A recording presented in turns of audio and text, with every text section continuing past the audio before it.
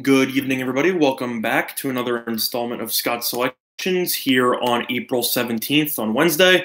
I know that this video is coming out a lot later than usually does, particularly the fact that I used to upload it in the early afternoon, but I had to have a brief scheduling change as I am going to be flying tomorrow on a plane, so I'll not have the time to upload this video in the afternoon. So I thought that I might as well do it tonight, considering the fact that I've already done all my research. And I found another play available at plus money, which I'd recommend getting now sooner rather than later, as this line will most likely be bet up by the public before first pitch later on tonight.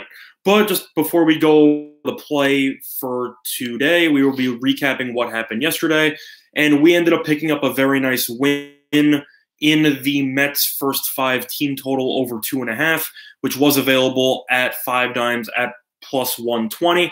That game went exactly the way that I thought it would, in the sense that I suggested that we should be taking the Mets offense, but we should not be looking at their pitching because of the fact that their bullpen is atrocious. Although the bullpen didn't do much of the destruction, it is worth mentioning that the Phillies ended up scoring 8 runs before even getting an out.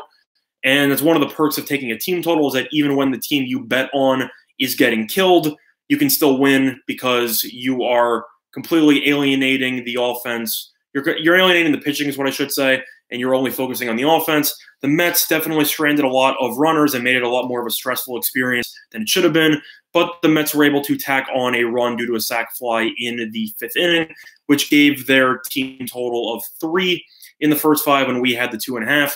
Pivetta looked awful as usual. Even though he got the win because of the fact that the Phillies scored a ton of runs in support for him, it is worth mentioning that he got a lot of runners on base. He fell victim to the long ball multiple times. Mets grounded into a couple of double plays there, so I thought that the Mets were going to score maybe 4 or 5 in the first 5. But either or, the magic number was 3, which they ended up getting, which brings our record on this show to 19-12-1 for plus 5.7 units. Very profitable, still not as good as it was during college basketball season when we started out absolutely on fire. But slowly but surely, we will try to climb up as we will be looking for our 20th win on this show. But the play this Wednesday, we will be sticking with baseball, and we will be looking at a game between the Chicago Cubs as they take on the Miami Marlins in Marlins Park. Cubs won the first games of the series relatively handily, and we like the Cubs winning at minus 1.5 runs, which is available at plus 110 at 5 dimes.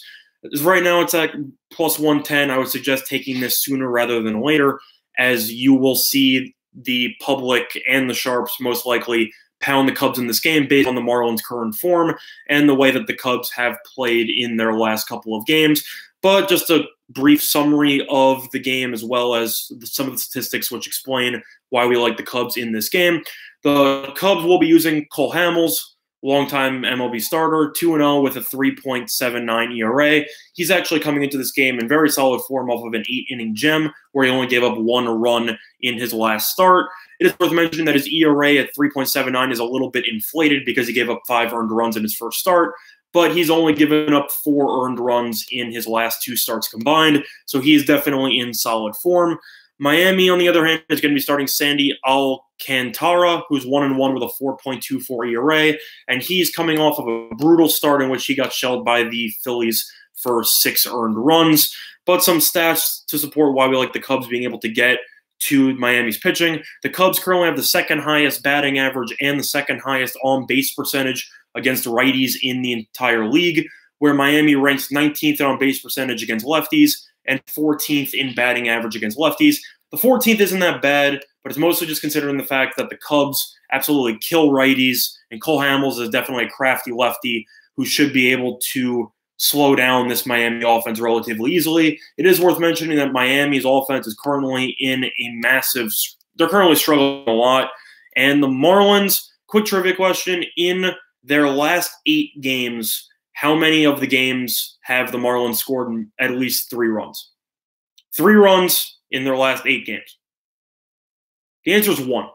Miami has only scored 1 run in – Miami's only scored 3 runs in 1 of their last 8 games. This team's offense is, in my opinion, the worst in baseball, and they can't hit. They're coming off getting shut out by by Quintana yesterday as the Cubs ended up winning 4-0. It's also worth mentioning that the Marlins are in terrible form as they have lost 8 of their last 9 games, mostly due to the offensive ineptitude and the fact that they are 4-14 overall in the season. This Marlins team stinks. They were in the basement last year behind Derek Jeter in the front office. They pretty much sold everybody off, including Real Muto as well as former NL MVP Christian Yelich, who have done great since their departure. Marlins can't score. Right now their leading offensive threat is who? Sterling Castro. This Marlins offense is terrible. Not to mention the fact that the Cubs have scored at least 4 runs in each of their last 4 games, and the Cubs have won 4 of their last 5 games, with each of those 4 wins coming by at least 2 runs. So overall, we do think that the Cubs should be able to generate enough runs to cover this run line at 1.5. It's also worth mentioning that we like siding with the road team here on the run line because of the fact that they will be getting a guaranteed 9 at-bats because they're on the road, which we like. Baez went deep yesterday. Schwarber's looked pretty good this season. Jason Hayward's low-key batting around 360. Very impressive on his part. It's worth mentioning that we are leaning towards the under, but the Cubs have the ability to generate a lot of runs, and both of these bullpens are in the bottom 6 in all of baseball, so we thought it would be a lot easier to simply take the Cubs on the run line, and if you also like the first 5, I'd recommend taking that as well, but we simply think that the Marlins will not score enough runs to keep this game relatively close. I think if the Cubs end up scoring 4 or 5 runs, this game should be over, as I cannot see the Marlins scoring more than 2 runs in this game against Hamels and the Cubs' pen. So I think this game's going to end up somewhere in the realm of 5-2, and I think the Cubs will be able to cover this run line at a very nice plus 110 price.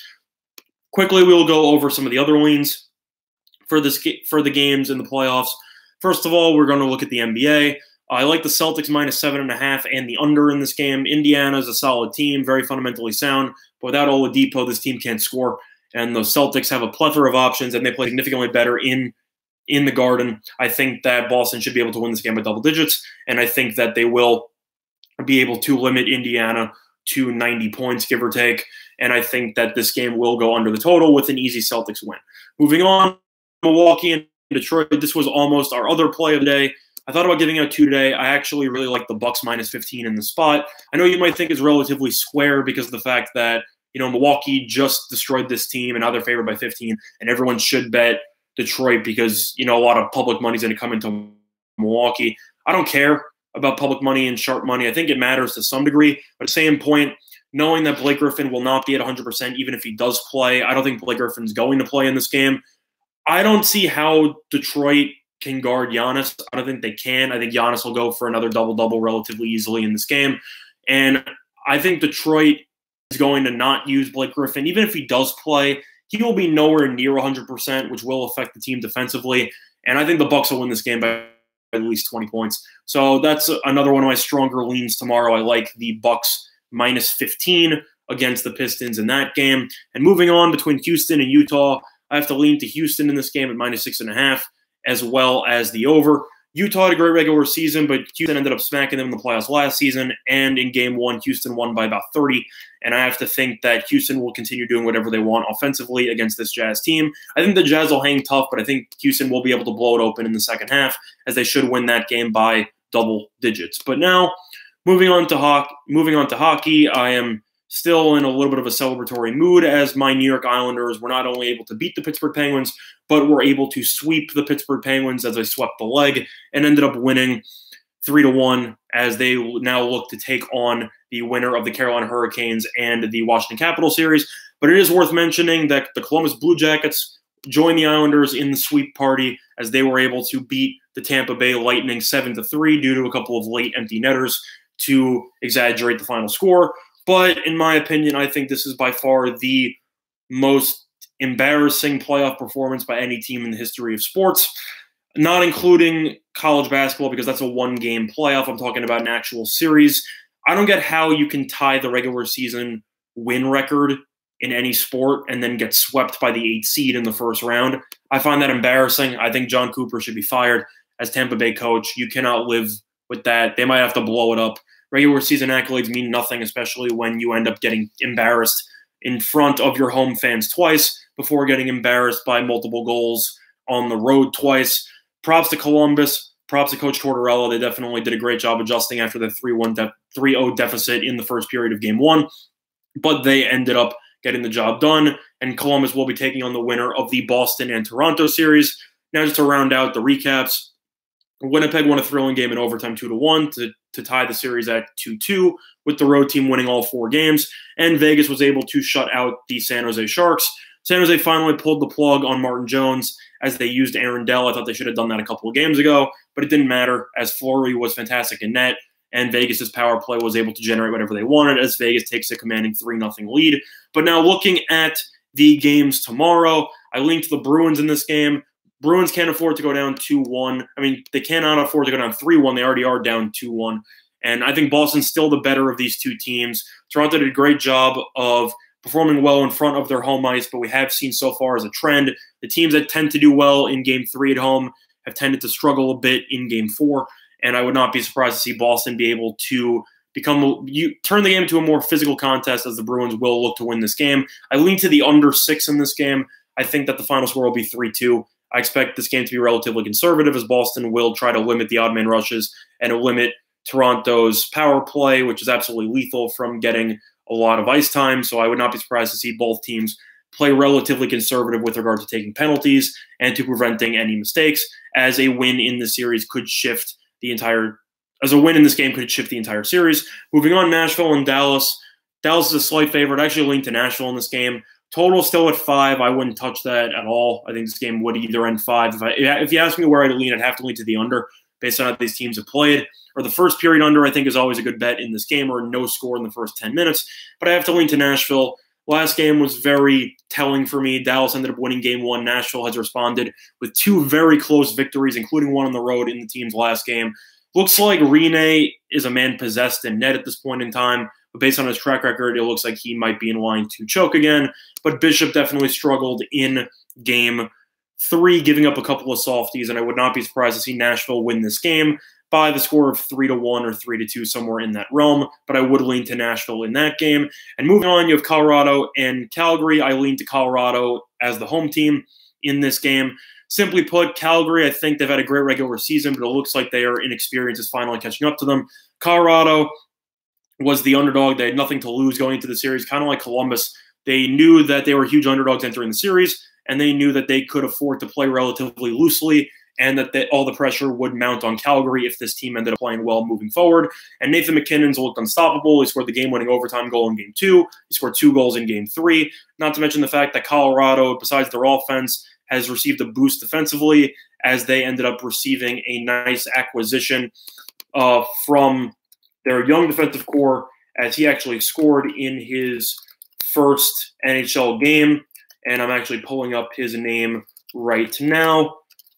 His name is Cale Makar, as I should say, who was fantastic in his first game. He was in the Frozen Four before his team lost, and then as soon as his team lost, he immediately signed a multi-year contract with the Avalanche, and he was able to play in Game 3, where he was fantastic and where he scored a goal. So Colorado has improved depth defensively. McKinnon's looked great. Grubauer has been extremely impressive in net, as he's only limited the Flames to 4 combined goals over the last 2 games. And I think Colorado should be able to get that job done. But my favorite lean for tomorrow is going to be on the Bucks -15 against the Pistons. And your play of the day will be on the Chicago Cubs -1.5 runs in the full game, which is available at +110 at 5 dimes. But that is going to do it for this installment of Scott's Selections here on April 17th. I will come out with another video later tonight once I land back in New York. But until then, good luck to all of you and your respective bets on this Wednesday. Have a good day, everybody. Bye.